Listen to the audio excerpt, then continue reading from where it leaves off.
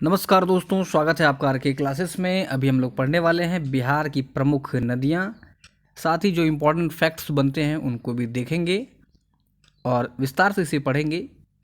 ये आने वाले एग्ज़ाम में आपके लिए ज़रूर लाभदायक होगा। शुरू करने से पहले यदि आप इस चैनल पर नए हैं तो चैनल को ज़रूर सब्सक्राइब करें, पास वाले बेल आइकन को दबाएं, वीडियो को अधिक से अधिक शेयर करें। तो चलिए शुरू करते हैं आज का अपना टॉपिक, बिहार की प्रमुख नदियाँ एवं उनसे संबंधित महत्वपूर्ण फैक्ट्स। कहता है कि एक नदी तंत्र में 3 क्रमों की नदियाँ होती है। 3 क्रमों की। पहला है अवनलिका स्ट्रीम, दूसरी सहायक नदी और तीसरी होती है मुख्य नदी। नदी का प्रवाह जिस घाटी में होता है उसे द्रोणी कहते हैं। जिस क्षेत्र में वह बहता है उसे द्रोणी कहते हैं। यह क्षेत्र नदी के द्वारा तय किया गया कुल क्षेत्र होता है। अर्थात जैसे ये कोई एक नदी है, वो यहाँ से लेकर के यहाँ तक जो दूरी तय करती है, और इस क्षेत्र को द्रोणी कहते हैं।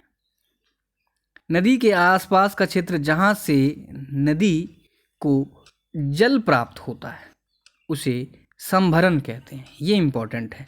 नदी के आसपास का क्षेत्र जहाँ से नदी को जल प्राप्त होता है उसे संभरण कहते हैं। बात करें बिहार की प्रमुख नदियों की, तो इस मैप को पहले देख लेते हैं। ये जो है अपनी मुख्य नदी है गंगा नदी, जो लगभग बराबर भागों में इसको बांट देती है। पहले जानेंगे लेफ्ट बैंक ट्रिब्यूटरीज के बारे में, और इसको सीरियली से याद रखना है क्योंकि कई दफ़ा ऐसे भी पूछा गया है कि क्रम के हिसाब से। तो अपनी जो पहली नदी है वो है घाघरा। घाघरा नदी एकदम बॉर्डर बना रही है ये यूपी के साथ। घाघरा के बाद है गंडक, घाघरा गंडक, फिर आती है बूढ़ी गंडक, जी बी लिख लीजिए आप थोड़ा सा। फिर आता है बागमती, फिर बी, फिर आता है हमारा कमला, और उसके बाद आता है कोशी, और लास्ट में है महानंदा। तो क्या रखना है, ट्रिपल जी, मतलब घाघरा, गंडक, बूढ़ी गंडक, फिर आ गया बागमती, कमला, कोसी, महानंदा। इसको आप इस तरह से ज़रूर ध्यान में रखिए। कैसे ध्यान में रखना है एक बार देख लीजिए। आपको जी जी जी बी, यहाँ पर बी आया, फिर आपको यहाँ पर बी देना है। उसके बाद डबल के एम, अर्थात घाघरा, गंडक, बूढ़ी गंडक, बागमती, कमला, कोसी, महानंदा। ये सभी जो नदियाँ हैं ये लेफ्ट बैंक ट्रिब्यूटरीज हैं। उसके दक्षिण में अगर आप देखेंगे तो ये है अपना कर्मनाशा नदी, कर्मनाशा नदी। उसके बाद आता है सोन नदी, फिर है पुनपुन, फल्गु, अजय, क्यूल और चांदन या चंदन नदी। तो इसको क्रम से हमें याद रखना जरूरी है।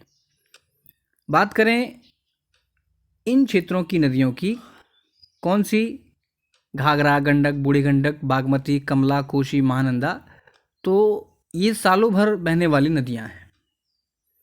वहीं अगर इस क्षेत्र की अगर बात करें जिसमें कि कर्मनाशा, सोन, पुनपुन, फल्गु, चांदन, अजय, क्यूल आता है, ये आप कह सकते हैं कि बरसाती नदी या मौसमी नदी है।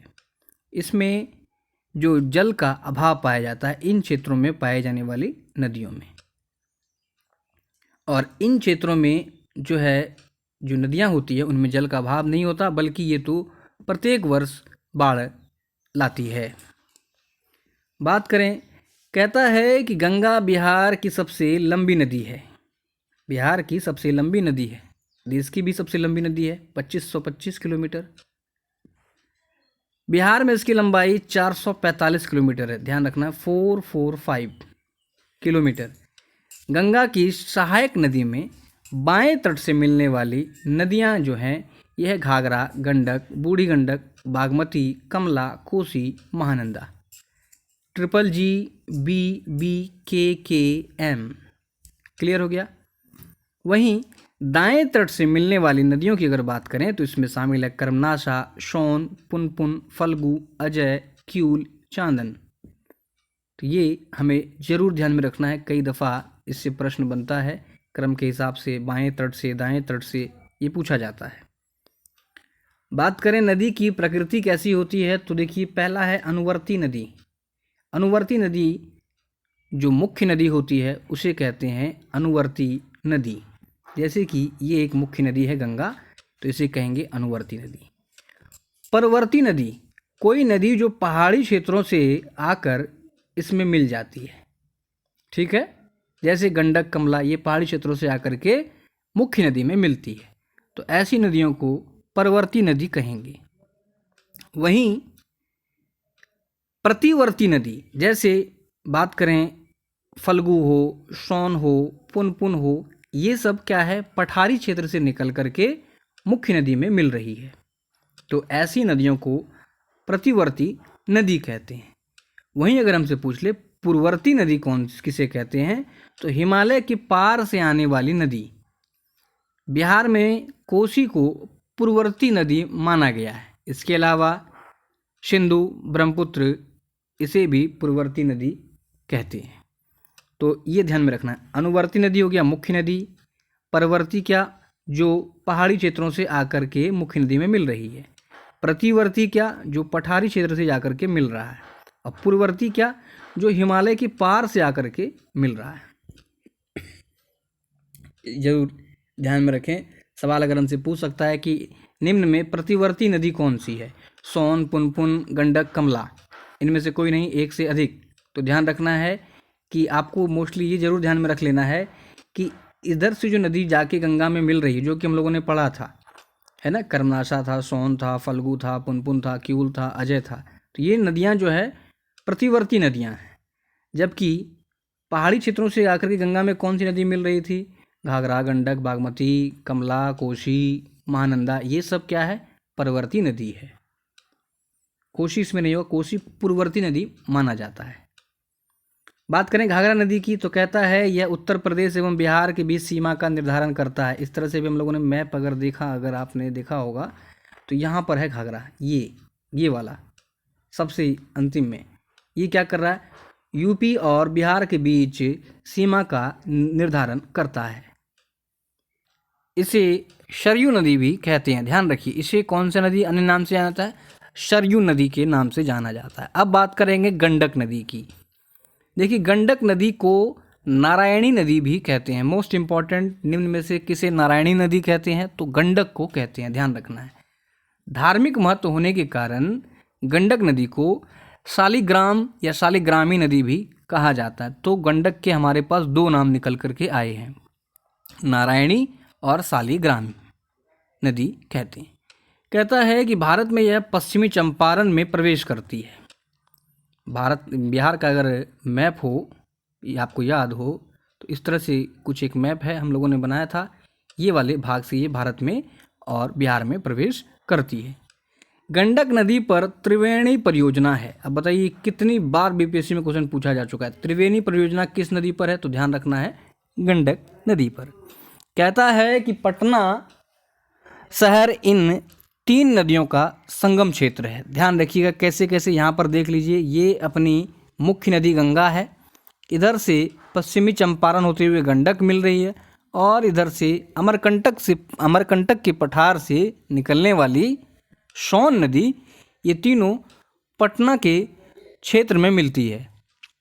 मुख्य पटना नहीं कह सकते, लेकिन पटना के क्षेत्रों में मिलती है। इस चीज़ को ध्यान रखना है, दानापुर हो फिर हाजीपुर हो, तो ये हमें ध्यान में रखना है। गंडक का दो नाम है, नारायणी और शालिग्रामी। बात करेंगे अब बूढ़ी गंडक की।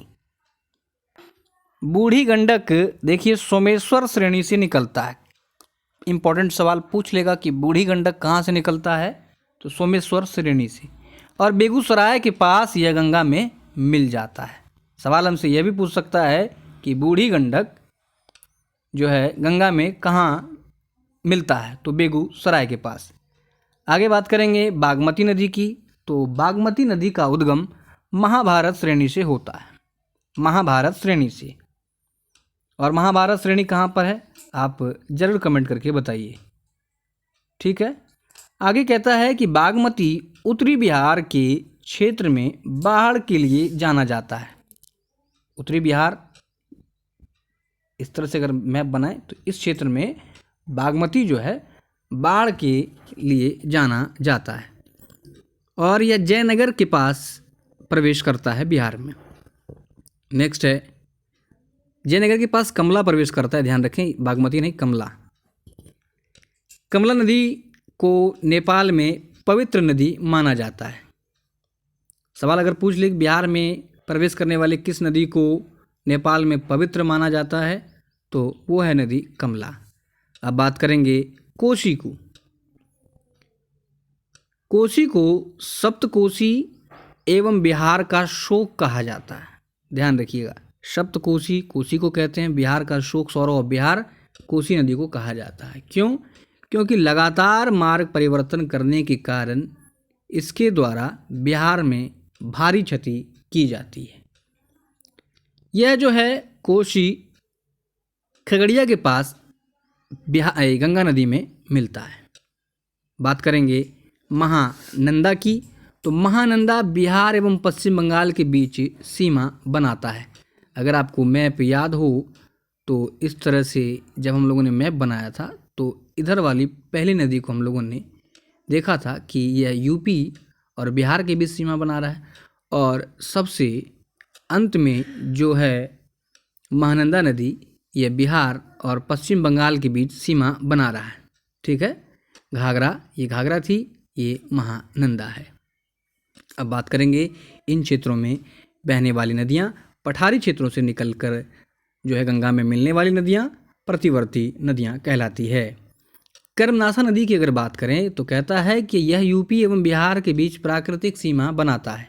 यह बक्सर चौसा के पास गंगा नदी में मिल जाता है। ध्यान रखिएगा, कर्मनाशा नदी गंगा में कहाँ मिलती है? चौसा के पास। और ये जरूर ध्यान में रखें कि चौसा के पास ही जो है गंगा बिहार में प्रवेश करती है। आगे कहता है कि कर्मनाशा नदी को अपवित्र नदी माना जाता है। यह सवाल भी पूछा जा चुका है। बात करें सोन नदी की, तो सोन देखिए अमरकंटक की पहाड़ी से निकलता है। यह दानापुर के पास पटना क्षेत्र में गंगा से मिलता है। ध्यान रखिए, इंपॉर्टेंट नदी है सोन। अब बात करें पुनपुन की, तो यह मध्य प्रदेश के पठारी क्षेत्र से निकलता है पुनपुन, और फतुहा के पास गंगा में मिल जाता है। फतुहा के पास पुनपुन गंगा में मिलता है। अगला है फल्गु। फल्गु नदी को देखिए निरंजना नदी भी कहते हैं। फल्गु नदी को क्या कहते हैं? निरंजना नदी कहते हैं। और इसके किनारे गया शहर बसा है। ये छोटा नागपुर के क्षेत्रों से निकलती है।